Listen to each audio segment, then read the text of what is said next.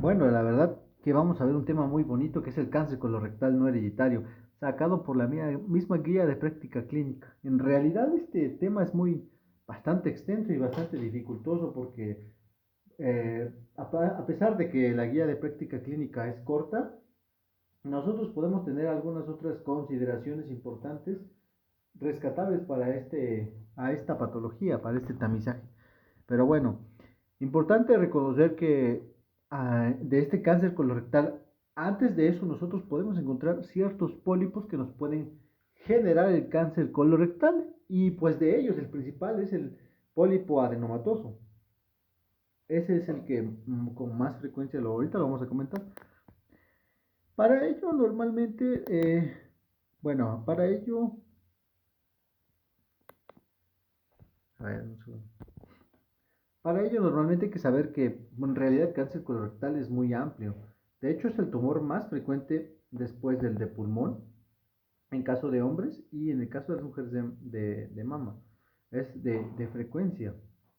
Es el cáncer digestivo más frecuente y afecta sobre todo a la población que son varones, principalmente en una, entre la quinta y la octava década de la vida, ¿no? Pero bueno, importante de esto es que reconocer que hasta el 69%, hasta un 70-75%, así lo se maneja en otras literaturas, es esporádico, es decir, no hay algún antecedente hereditario o alguna síndrome genético que te pueda prevenir o te pueda, digamos, producir este cáncer. Pero evidentemente los factores de riesgo son muy marcados y la guía de práctica clínica los marca específicamente como aquellos que son de muy alto riesgo para desarrollar el cáncer colorectal. Evidentemente la dieta, los hábitos alimenticios. Bueno, el 25% está relacionado básicamente con agregación familiar sin llegar a cumplir criterios para las formas hereditarias, es decir, no hay ningún antecedente que suceda algún tipo de síndrome, como en el caso que el 2% se debe al síndrome de Lynch. Generalmente el síndrome de Lynch nosotros podemos tener de dos tipos, el tipo 1 y el tipo 2. El tipo 1 básicamente es más frecuente en colon derecho y el tipo 2 pues es un cáncer extracolónico que va a manifestarse principalmente en el endometrio. Entonces vamos a poner aquí, la verdad que Lynch, tenemos el Lynch 1 y el Lynch 2. Bueno, igual para tomarlo en cuenta. Entonces, como les digo, en el caso de Lynch 1, la manifestación de este tipo de cáncer se va a presentar principalmente en el colon derecho. Y en el caso de Lynch 2, este es extracolónico, es decir, va a suceder principalmente en el endometrio. Y esto es algo muy rescatable de estos tipos de cáncer, ¿no? Principalmente estos tipos de síndrome, a estas alteraciones. Pero otra cosa es que el 1% va a ser denominada o asociada a la poliposis adenomatosa familiar y el otro 1% generalmente a la enfermedad inflamatoria intestinal, principalmente si se tiene como antecedente que son 10 años de evolución de esta enfermedad. Esto también es muy importante y lo menciona la guía de práctica clínica que por lo menos 10 años de evolución tiene que haber pasado de la enfermedad inflamatoria intestinal para que tenga o sea un mayor riesgo, ¿no? 10 años de evolución. Evidentemente ahorita los vamos a seguir comentando. Bueno, importante saber que tenemos varios puntos importantes en esta patología, principalmente la enfermedad maligna que se origina en las paredes del intestino grueso, que incluye normalmente el ciego, el colon ascendente, el transverso, descendente, sigmoides y recto. Eso es una, pero principalmente por orden de frecuencia, nosotros tenemos que el 75% surge en colon descendente, sigmoides y recto, específicamente en el sigmoides, en el sigma. Por eso aquí del lado derecho señalé con una imagen el número de frecuencia de estos tipos de cáncer, bueno, donde se acentúa este tipo de cáncer, que mayor del 75% es un adenocarcinoma. Y esto es muy, muy importante. Pues, ¿por qué?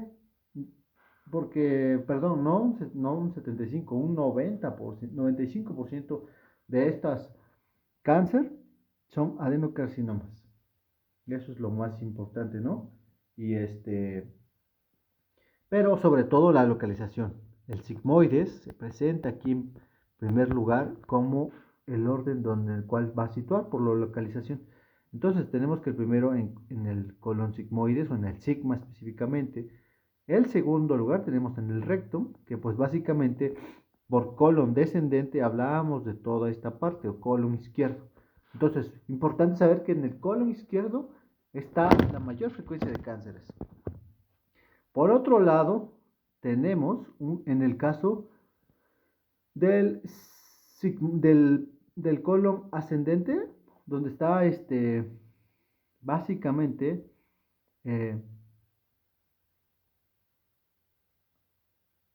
la parte del ciego, donde inicia esta parte del ciego, donde termina la parte del ciego, y con su unión, con su unión de colon ascendente, aquí se va a situar en tercer lugar.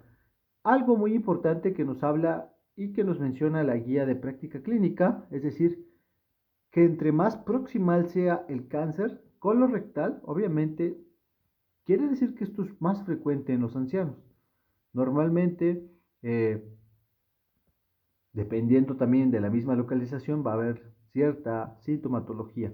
Pero como les comento, ahorita lo vamos a ver más adelante. Hay que principalmente ver los puntos importantes de la incidencia y sobre todo dónde se centran estos cánceres. ¿Por qué? Porque normalmente es importante reconocer también que esto nos va a dar la pauta para los grupos etarios y sobre todo para ciertos síntomas y signos específicos. En cuarto lugar, pues ya tenemos el mismo colon ascendente y en quinto lugar colon transverso, pero en sexto lugar tenemos la parte inicial del colon descendente, ¿no? Importante, eh, estos órdenes de frecuencia porque como les comento, así va a ser la sintomatología que pues generalmente es sangrados, asociándolos al uno y al 2 que es con mayor frecuencia. Bueno, ¿qué otra cosa importante tenemos aquí? Pues básicamente eh, que el cáncer colorectal, la mayoría son de tipos escamosos, ¿no? En el caso del cáncer rectal, la mayoría son escamosos. De hecho, tenemos que, como les comento, igual la gran mayoría de los cánceres de colorectal son adenocarcinomas, alrededor y por su tipo de histología en un 95%. El resto puede ser un adenocarcinoma mucinoso, pero esto ya puede ser hasta un 15%. Pero otra cosa importante, ¿no? Sobre todo hablando también de la misma vacunación, ¿no? La vacunación de VPH previene el carcinoma de células escamosas anales en el hombre. Evidentemente, cuando se sospecha que 80% de los cánceres anal tienen una infección de VPH. Esto es muy importante también tomarlo en cuenta porque evidentemente un factor de riesgo va a ser el virus de papiloma humano. Por lo tanto, hay que acentuar y concientizar la vacunación con el VPH. Que esto también es muy, muy importante, como tanto pregunta de examen como también para la vida diaria. 75% surge en colon descendente, recto y sigmoides, principalmente más recto, y representa la neoplasia de tubo digestivo más frecuente en México. Así es. Es la quinta causa de mortalidad por cáncer y es más común en los varones. Generalmente este es un factor de riesgo principal, ahorita los vamos a comentar, pero la mayoría son hombres mayores de 50 años. Otra cosa importante de ellos es también la raza y los antecedentes o los hábitos también alimenticios. ¿Qué otra cosa? Pues los casos esporádicos de un cáncer colorectal, el 80% también se debe a la activación de oncogenes, como el CRAS y el BRAF, en pólipos adenomatosos. Esto es muy importante también porque hay ciertas también alteraciones en toda la estructura de las secuencias del ADN que te los puede propiciar. ¿Qué otra cosa tenemos también como importante? Pues que básicamente 15% también se debe a la alteración del alcogen reparador del MLH1 en pólipos cerrados. Es decir, normalmente estos tipos de alteraciones genéticas, pues normalmente estos genes o estas mutaciones se debe a que básicamente hay una gran inestabilidad en toda la secuencia del ADN, ¿no? Por lo tanto, va a producir una alteración en su código genético y lo que hace es que produce secuencias anormales de estas mismas, de estos mismos, de estas mismas cadenas de ADN. Por lo tanto, se pueden ser largas o pueden ser cortas. Y aquí es donde te produce principalmente la formación de pólipos. Pero evidentemente también hay que tomarlo en cuenta. El 5% se debe también a síndromes genéticos hereditarios, ¿no? Bueno, esto también muy importante tomarlo en cuenta porque pues, normalmente vamos a asociar a otra causa como cáncer colorectal.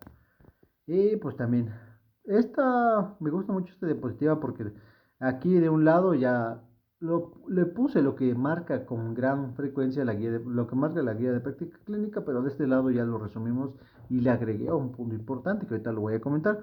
Bueno, en nuestra población no se han realizado estudios poblacionales de cáncer colorectal y se sugiere considerar las consideraciones epidemiológicas publicadas, es decir, edad mayor de 50 años, sexo masculino, raza negra, la localización básicamente proximal del cáncer colorectal con la consiguiente disminución en la incidencia de cáncer distal. Pero evidentemente esto es porque normalmente se da en una edad avanzada y como les comentaba el cáncer proximal es un poco más frecuente en pacientes mayores de 60 años, ¿no? Principalmente pacientitos ancianos. Cáncer colorectal más frecuente en familiares de primer grado. Obviamente esto es muy importante porque nos va a servir para hacer un tamizaje oportuno. Ahorita lo vamos a comentar igual. Y en el diagnóstico de ese cáncer colorectal hay dos síndromes específicos genéticos que predisponen al cáncer colorectal. La poliposis adenomatosa familiar con un mayor riesgo de hasta un 60-90%.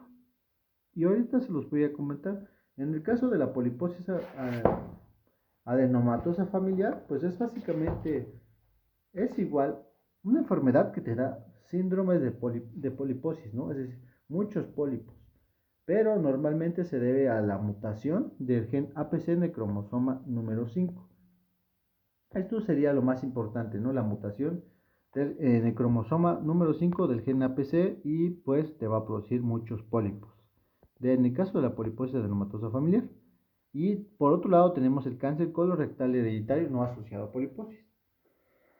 Bien importante, aquí también lo marqué con una estrellita, pues es básicamente la poliposis adenomatosa familiar, igual, una sobreexpresión, bueno, una mutación del gen APC en el cromosoma número 5 y pues te va a producir un síndrome de poliposis, o sea, mucho pólipo. Pero aquí de este lado ya tenemos lo más ideal, fíjate, verás, una edad mayor a 50 años, sexo masculino, síndromes de cáncer colorectal hereditario, importantísimo, antecedente personal familiar de cáncer colorectal o de pólipos adenomatosos. ¿Por qué? Porque normalmente estos pólipos adenomatosos eh, tienen un gran riesgo de producirse, de ser malignos si se dejan. Es decir, de 5 a 25 años tienen el riesgo de convertirse a malignidad. El riesgo se duplica si hay un familiar de primer grado con diagnóstico antes de los 60 años o si hay dos familiares de primer grado con cáncer colorectal independientemente de la edad. Es decir,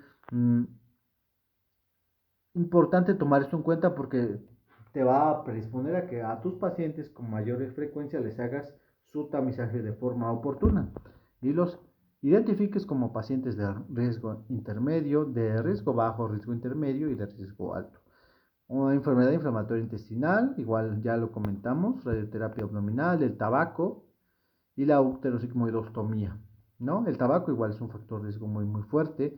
La ingesta de carne roja y procesada, también esto es un punto muy importante, tanto la carne roja como las grasas. Y otra cosa que me llamó la atención, que esto saqué de un manual de AMIR, de cirugía general, que la bacteriemia endocarditis por Streptococcus galoryticus, antes denominado Streptococcus bovis, es una consecuencia de una neoplasia establecida y no un factor de riesgo. Me llamó mucho la atención porque normalmente, tomando en cuenta que puedes tener una infección por esta bacteria, puedes desarrollar alguna neoplasia colorectal. ¿Qué otra cosa es importante? El de la prevención primaria, la detección oportuna y con población con factores de riesgo. Normalmente tenemos aquellos que pueden ser asintomáticos, considerados básicamente como población de bajo riesgo, aquellos que son de 50 años en afroamericanos a partir de los 45 años, sin historia personal de pólipos o cáncer colorectal, sin historia de enfermedad intestinal y sin historia familiar de cáncer colorectal en familiar de primer grado diagnosticado antes de los 60 años, dos familiares de primer grado diagnosticados a cualquier edad y sin historia familiar de pólipos adenomatosos en un familiar de primer grado diagnosticado en 60 años. Quiere decir, estos pacientes, digamos, no tienen ninguno de estos factores de riesgo, ni sus familiares de primer grado tienen pólipos, ni tienen antecedentes de cáncer colorectal, ellos ni siquiera tienen enfermedad inflamatoria intestinal, no tienen también sospecha o que tengan pólipos adenomatosos. Y obviamente el factor de riesgo aquí que predomina, pues evidentemente va a ser los 50 años, eso está muy claro en afroamericanos, a partir de los 45, pero pues nada más sería como su único factor de riesgo asintomáticos.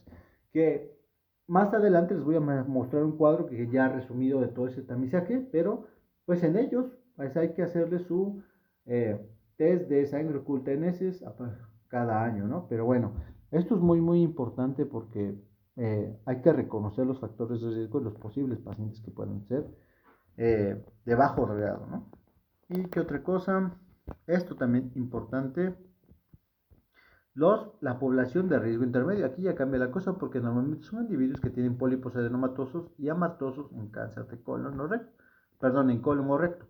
Esto es importante saberlo porque ya que tenemos varios tipos de pólipos, tanto adenomatosos, amartomatosos y tubulovellosos, ¿no? Pero pues evidentemente de los adenomatosos hay que reconocer que estos entre 5 y 25 años tienden a desarrollar malignidad, por lo tanto esto es un factor de riesgo muy clave a la hora de nosotros tamizar a nuestro paciente. Y amartomatosos también, esto es con menor frecuencia, pero en el caso de otros tipos de, de pólipos, como son los tubulovillosos, que estos son los que con mayor frecuencia confieren malignidad. A esto hay que tomarlo muy en cuenta, ¿no? De hecho, también hay que sacar otro video más adelante. Pienso hacer otro video más adelante para los tipos de pólipos, porque hay que reconocerlos, tanto sus características. Que bueno, claro, esto ya con la colonoscopia que te lo permite ver, pues ya sería muy fuerte nosotros diagnosticarlo en primer nivel, ¿no? O sea, eso se va a segundo nivel, en segundo, tercer nivel. Pero bueno, ¿qué otra cosa? Esto. Considerar a la población de alto riesgo, familiares, individuos con familiar de primer grado con cáncer colorectal hereditario, individuos con historia familiar positiva para un cáncer relacionado con cáncer colorectal no, no asociado a pólipos. Y la otra básicamente es que hay que reconocer se reconoce que los individuos con esta característica requieren una evaluación en tercer nivel de atención y con un mayor riesgo, que tienen un mayor riesgo para cáncer colorectal, para también realizarles sus pruebas genéticas. Aquí esto también es muy importante, la verdad que considerar también las pruebas genéticas de cáncer colorectal no polipósico está indicado en individuos afectados, o sea, en población de alto riesgo, en familias que reúnen los criterios de Amsterdam, que ahorita los vamos a comentar, los de Bethesda, modificados de Bethesda, y estos familiares de primer grado de los individuos con una mutación conocida, como las ya comentadas, individuos con cáncer relacionados con cáncer colorectal hereditario, no polipósico, y con cáncer extracolónico asociado con endometrio, ovario, gástrico, hepatobiliar, intestino delgado y carcinoma de células transicionales de pelvis, renal o uréter, ¿no? Pero el que me llama la atención, el extracolónico, pues es básicamente el del endometrio, que pues lo da el Lynch 2, ¿no? Síndrome de Lynch 2. Y individuos que cumplan estos criterios pues deben ser referidos a un centro especializado para evaluación genética. Y nada, pólipos adenomatosos igual. Recordar los tipos de pólipos, lo más importante, los pólipos adenomatosos, artamatosos, tubulovellosos, ¿no? Pero evidentemente los que siempre van a estar como factor de riesgo son los adenomatosos, porque están muy presentes. ¿Qué otra cosa importante? Sí, de los pólipos adenomatosos de un 5 a 25 años se vuelven malos, son malignos. Y los tubulovellosos que Si aparecen, pues ya de por sí ya son malignos. Esto ya confiere malignidad. Y bueno, esto también, ¿no? Cuando, igual, ante la sospecha de un cáncer hereditario no asociado a poliposis, pues igual si se cuenta con un recurso especializado, hay que hacerle detección del MCH2 y el MLH1 por medio de inmunohistoquímica. Y bueno, también básicamente de este cáncer no de asociado hereditario no asociado a poliposis representa de un 3 a un 5% de todos los cánceres colorectales, por lo que no se justifica realizar pruebas genéticas en escrutinio masivo en la población general y pacientes con cáncer colorectal esporádico y familiares de pacientes con cáncer colorectal esporádico. Es decir, por su alto costo, pues básicamente no nos va a perpetuar para alcanzar a tamizar a toda la población, ¿no? Lamentablemente esto es así. Y bueno, hay algo que me llama la atención, pero pues antes de esta diapositiva vamos a ver lo siguiente. Vamos a ver que, por ejemplo, cómo va a estar un cuadro clínico, ¿no? Un cuadro clínico de un paciente con cáncer va a ser muy variado. ¿Por qué? Porque depende de la edad, pero como nosotros tenemos una incidencia de que este cáncer esté principalmente en colon sigmoides o en el recto, nosotros vamos a tener que el paciente va a tener tenesmo, rectorragia y urgencia, ¿no? Estas son las características importantes que nosotros podemos asociar. Como nosotros vemos, es más frecuente el cáncer en colon descendente, pero sobre todo en la parte del sigma, del colon sigmoides y del recto, ¿no? Por otro lado, cuando nosotros lo localizamos aquí a nivel del ciego, de la región del ciego, ya llegando al colon ascendente, nosotros podemos sospechar en un paciente con perforación, ¿no?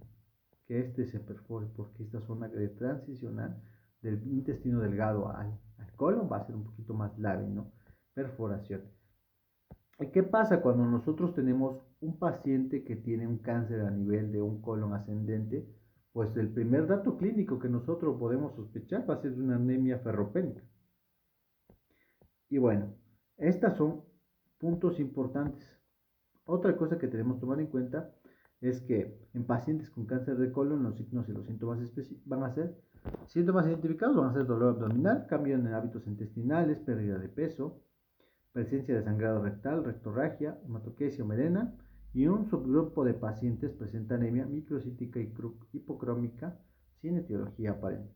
Hay que buscar todos estos síntomas, pero los principales son el hábito intestinal, el dolor abdominal, la pérdida de peso y sangrado del tubo digestivo y anemia, ¿no? Aunque en todos, aunque estos, si nos damos cuenta, estos, estos síntomas, signos y síntomas van a predominar, ¿no? En general en todo el colon. Pero para esto nosotros también tenemos que hacer un buen tamizaje y escrutinio, ¿no? Sobre todo, nuestras tres opciones, que la ideal se supone que tendríamos que hacer la colonoscopía como estándar de oro, porque podemos identificar lesiones adenomatosas y cuando tomas una biopsia haces el diagnóstico de cáncer colorectal. Pero pues evidentemente es muy caro, ¿no? Toda la población se hace antes de los 50 años, aunque debería ser así, pero no lo es. Y por lo tanto tenemos nuestro test, ¿no? Test de sangre oculta en escrita, vamos a contener las dos variantes que vamos a comentar. Pruebas de detección, ahorita estos igual, los vamos a ver en la diapositiva de esta. Esta es una diapositiva que me gustó bastante. Tamizaje importante. Bueno, nosotros tenemos que a partir de que un individuo asintomático, es decir, este individuo que tiene 50 años, ¿no? Esto es un individuo que nosotros podemos ver que no tiene, es obviamente sexo masculino, no tiene estos factores de riesgo importantes, ¿no? Como el antecedente de un familiar de primer grado que tuvo cáncer colorectal, eh, o dos o más familiares que tuvieron cáncer colorectal o estos pólipos adenomatosos que no padecen nada de esto, o digamos un familiar que tiene alguna mutación genética, pues lo ideal es empezar a tamizarlo a partir de los 50 años y que obviamente también comentándole la importancia de este tamizaje. Ahorita al final en nuestro algoritmo nosotros vamos a ver que todo paciente masculino a partir de 50 años porque así es la incidencia más frecuente en estos pacientes, aunque claro, puede ser también mujeres. Eh, nosotros, también, claro, mujeres, nosotros le vamos a dar la opción de tamizarlo, ¿no? Por incidencia y por frecuencia de esta edad, pero sobre todo en los hombres, y le vamos a dar tres opciones, que cada 10 años podemos hacer una colonoscopia, que esta va a ser igual el de elección, el estándar de oro, por su alta capacidad de nosotros poder hacer el diagnóstico con la misma toma de biopsia o bien la rectosigmoidoscopía. Esto no es tan, casi no se, de hecho no se utiliza tanto la sigmoidoscopía, rectosigmoidoscopía, porque pues normalmente son unos, eh, son 60 centímetros, ¿no? Entonces básicamente nada más te puede evaluar todo el colon izquierdo, ¿no? Claro, claro que por incidencia nosotros podemos saber que en esa parte es donde esté más localizado, pero no hay como con la colonoscopía ver todo el colon y ver si hay lesiones adenomatosis, pólipos.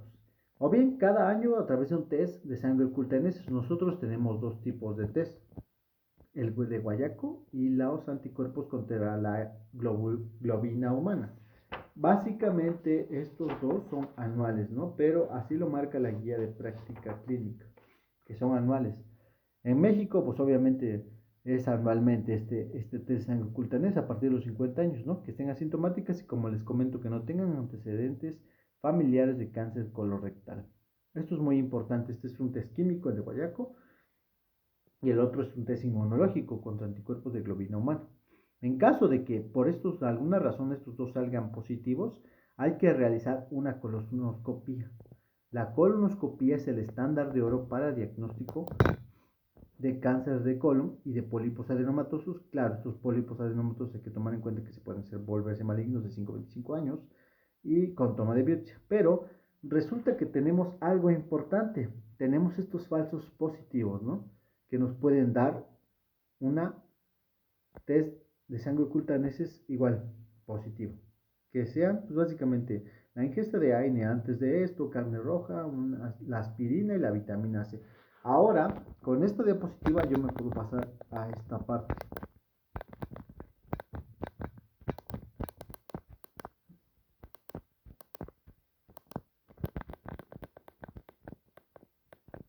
A esta parte.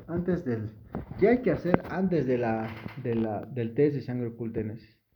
Bueno, pues obviamente, como les comento, este test de sangre oculta en heces que por la frecuencia de que es un poco más accesible para la población a partir de los 50 años, pues básicamente eh, lo que hay que hacer es que se recomienda tomar en cuenta las siguientes consideraciones en busca de obtener un resultado confiable de sangre oculta en heces a base de guayeco. No rehidratación de la muestra, no obtener muestras por examen rectal. Ojo, hay algo que igual me llamó la atención en el caso del examen rectal, ¿no? Y obviamente es muy, muy importante.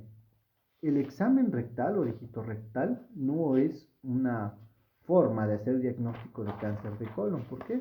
Porque este no es el ideal, porque normalmente por medio por medio de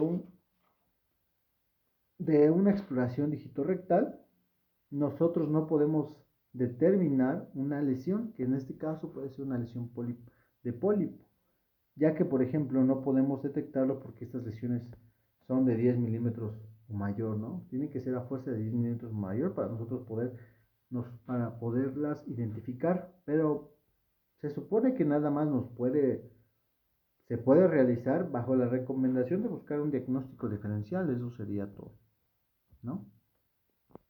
¿Qué otra cosa? Los antiinflamatorios no esteroideos por 7 días previos a la prueba, no hay que hacerlo. Igual, el ácido destil salicílico 7 días previo a la prueba, tampoco la carne roja, ternera, cordero, hígado durante 3 días antes de la prueba y el día de la prueba. Y la vitamina C, más de 250 miligramos al día, no se deben consumir 3 días antes de la prueba o el día de la prueba. El individuo se encargará de recoger 2 muestras entre 3 deposiciones por separado para la prueba. Esto ya que nosotros, por ejemplo, sabemos que la prueba de guayaco es la que más nosotros ocupamos en México, que se lo marca la guía de práctica clínica.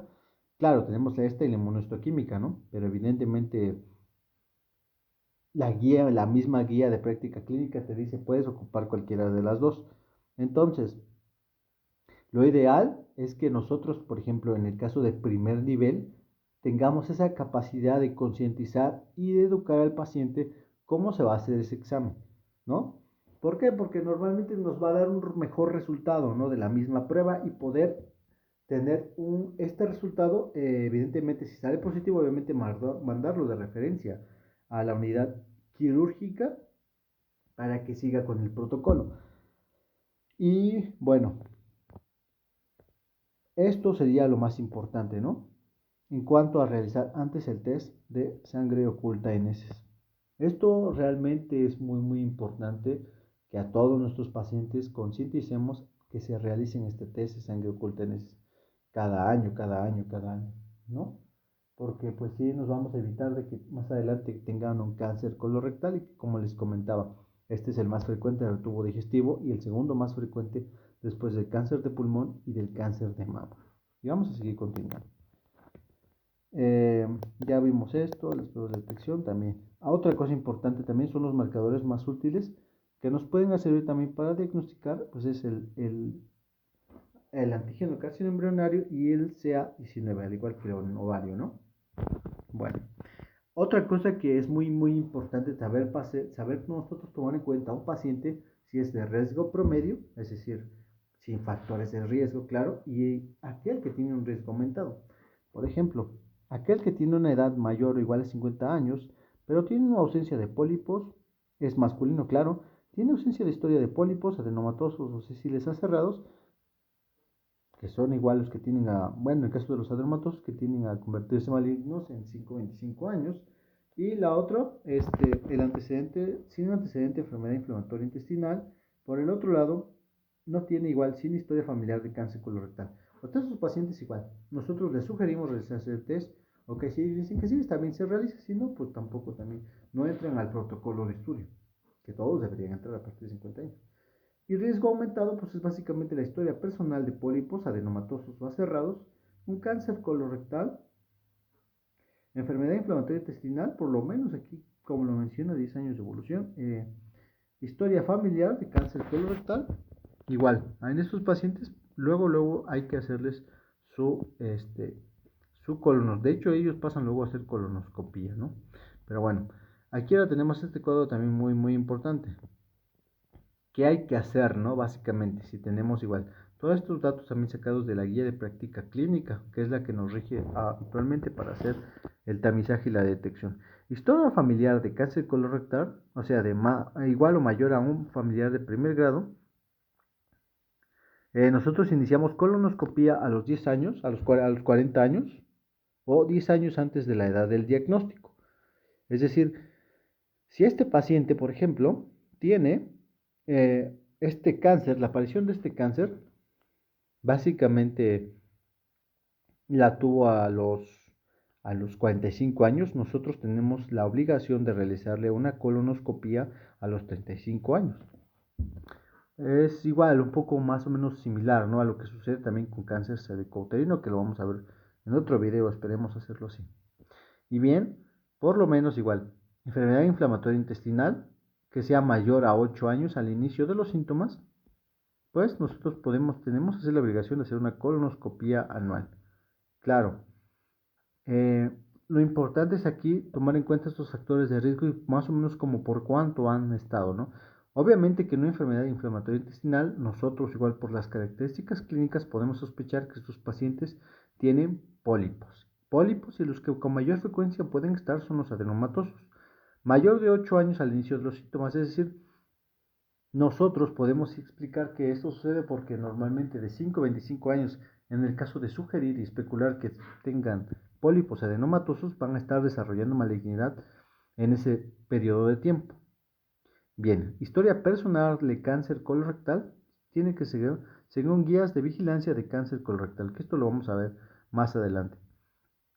En los pacientes de alto riesgo, pólipos de bajo riesgo, generalmente adenomas tubulares o aserrados sin displasia, menor a 1 centímetro o igual, o menos de 2 pólipos, igual repetir colonoscopía igual de 5 a 10 años. Los pólipos de alto riesgo son los pólipos adenomatosos o de 3 a 10 pólipos adenomatosos o aserrados displasia de alto grado, mayor de 1 centímetro, histología vellosa o túbulo vellosa. Recordar que los túbulos vellosos son los que te pueden dar una malignidad, ¿no? Entonces hay que repetir colonoscopía cada 5 años. Importante tomar en cuenta que la colonoscopía es el estándar de oro para la detección de cáncer colon y sobre todo para identificar los pólipos adenomatosos. Esto también, y nosotros confirmamos el diagnóstico también por medio de la colonoscopía con toma de biopsia. Esto es muy importante tomarlo en cuenta. Y otra cosa nada más para comentar los tipos de pólipos, tenemos aquellos, como les comentaba, los adenomatosos, que son los más frecuentes. En un 70% de estos pólipos, alrededor eh, de un 85% son tubulares y básicamente túbulo velloso son 10% y los vellosos 5%. Tenemos otros tipos de pólipos, que son los pólipos cerrados. Estos están básicamente cerrados, pues quiere decir que tienen una estructura en forma de dientes, ¿no? Esa es la característica importante de estos tipos de pólipos. ¿Qué otra cosa podemos rescatar acá? Pues básicamente si tienen displasia o no tienen displasia.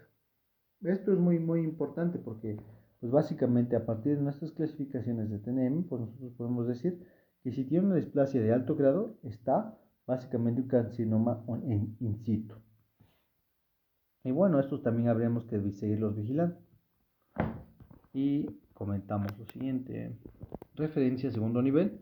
Pues igual, yo creo que esto es muy importante tomarlo en cuenta, porque normalmente nos habla de que individuos que presenten en forma aislada un conjunto de dolor abdominal, alteración de la vida intestinal, pérdida de peso. Importante aquí la pérdida de peso, la anemia, los sangrados, ¿no? Una edad menos de 40 años con antecedentes familiares o personal de cáncer asociado a cáncer colorectal. Mayores de 50 años con prueba positiva de sangre oculta en heces. En estos pacientes se les realiza la colonoscopia, pero pues evidentemente se les manda a su segundo nivel.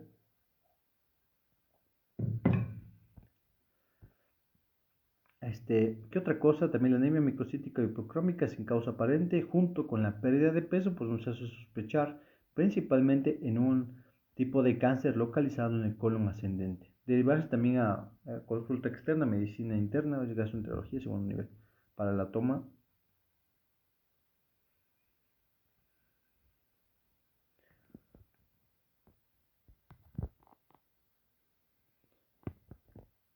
Bueno, referencia segundo nivel, al tercer nivel igual.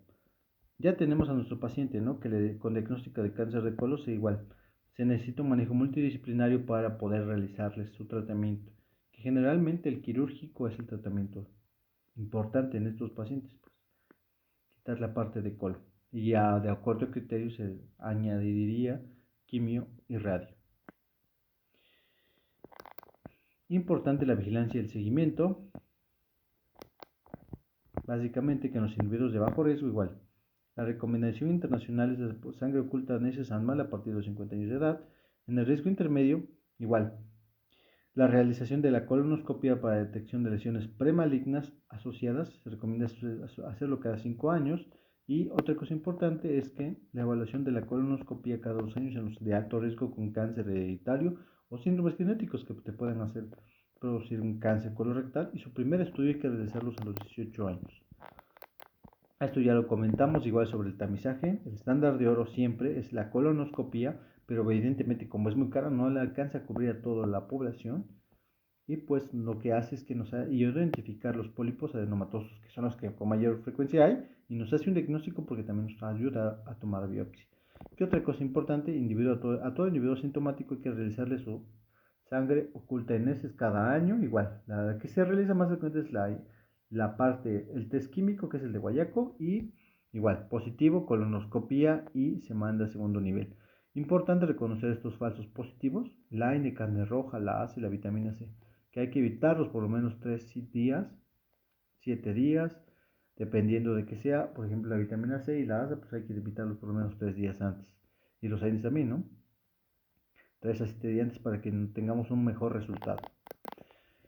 Otra cosa igual, riesgo intermedio igual, colonoscopía cada 5 años, riesgo alto de cáncer Colorectal y hereditario, igual evaluación con colonoscopía cada 2 años. El primer estudio realizarlo a los 18 años de edad. Y esto es muy importante sobre el cuadro. Este cuadro realmente nos resume todo lo que hay que hacer, ¿no? Como les digo, adultos mayores de 50 años asintomáticos aceptan escrutinio para cáncer de colon, ¿sí? Pues ok, empezamos, ¿no? Si no, pues sale de la guía, así lo marca la misma guía de práctica clínica. Bueno, tenemos a nuestra población de riesgo bajo, aquellos igual, menores de 50 años, perdón, mayores de 50 años masculinos, pues hay que realizar una sangre oculta en ese basada en guayaco cada año y inmunohistoquímica cada año igual. Medir los anticuerpos contra la globina humana, ¿no? Pero evidentemente el que te hace, o igual, el que te favorece o el que realmente es la guía de práctica clínica, repito, recomienda hacer los dos, pero pues normalmente el que se hace más es el de guayaco. Ok, tenemos a nuestra población asintomática y de riesgo intermedio, riesgo moderado y alto. Asintomática, pues B, tenemos aquí importante hacer tres cosas, ¿no? Sigmoidoscopía flexible cada 5 años, pues sí se puede hacer, ¿no? Porque pues, normalmente 60 centímetros igual al colon izquierdo, pero pues lo que hay que hacer ideal es la colonoscopía cada 10 años. Colon por enema con doble contraste cada 5 años o la colonografía con tomografía computarizada individualizó su uso e intervalo. Evidentemente tenemos igual el resultado positivo, tanto para estos, principalmente los de bajo riesgo, los de riesgo asintomático, perdón, como los de bajo riesgo, en caso de que salga positivo, hacerle preferentemente la colonoscopia. Por lo tanto, la población asintomática, pues sería mejor realizarle la colonoscopia, ya que esta podemos ver, visualizar todo el colon y sobre todo ver si realmente hay pólipos adenomatosos o cualquiera que encontremos en sus variedades que tenemos y básicamente nos permite visualizarlo. Claro, hay consideraciones que no obvian, nos hablan que la colonoscopía tiene un riesgo, un poco más riesgo de la sigmoidoscopía de la perforación, pero evidentemente es la guía de práctica clínica que menciona que este es el estándar de oro. Evidentemente, tanto si uno para otro, si una parte de las de bajo riesgo como las asintomáticos, moderado y alto riesgo, si salen positivos, colonoscopía y mandarlos a su segundo nivel. Y criterios para detección de cáncer colorectal, igual, 50 años, no tener antecedentes de pólipos y cáncer colorectal, enfermedad inflamatoria intestinal, sin antecedentes familiares de cáncer colorectal, en familiares de primer grado diagnosticados a cualquier cáncer, y sin antecedentes de pólipos adenomatosos familiares de primer grado antes de los 60 años. Este cuadro, ya nos explica básicamente la importancia de todo el abordaje que podemos hacerle, como desde los factores de riesgo, la prevención, así como encontrar lesiones poliposas. Y bueno, esto es un tema bastante largo, bastante tedioso porque pues es mucha información y sobre todo saber puntualizar cada paciente en donde corresponda. Alto, bajo y mediano riesgo. Sobre todo estadificarlo y mandarlo a segundo nivel. Y bueno, esto sería lo más importante de cáncer colorectal.